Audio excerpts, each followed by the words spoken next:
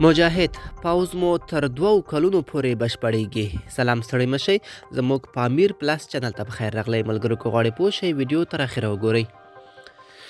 د طالبانو ویان ذبیح الله مجاهد وایي چې د دوی پوز به تر راتلونکو 2 کلونو پورې بشپړ شي. هغه یو عربي تلویزیون ته د مرکې پر مهال ویلي و چې دوی بشپړ اسلامي پوز جوړوي.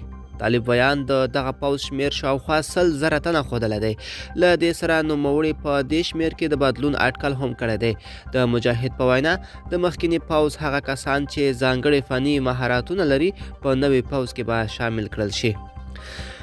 د ملي دفاع وزارت په یو پخوانی مقام بسم الله تابان وایي چې طالبان باید د یوې چریکي ډلې او ملي پوز د توپیرونو په اړه وپوهیږي. د هغه په وینا د ملي پوز لرل یو مسلکي بحث دی چې پراخو امکاناتو ته اړتیا لري او طالبان د پوز جوړولو ته باید د خپلو هغه جنګیالیو په سترګو ونه ګوري چې د مدرسو له فارغینو یې لیکې ډکې کړي وي. د طالبانو د بهرنیو چارو وزیر مولوي امیر خان متقي په پاکستان کې ویلي و چې دوی یوه کوچنی پوز جوړوي او د مخکینی نظام منصبینو ته ځای پکې نه ورکوي.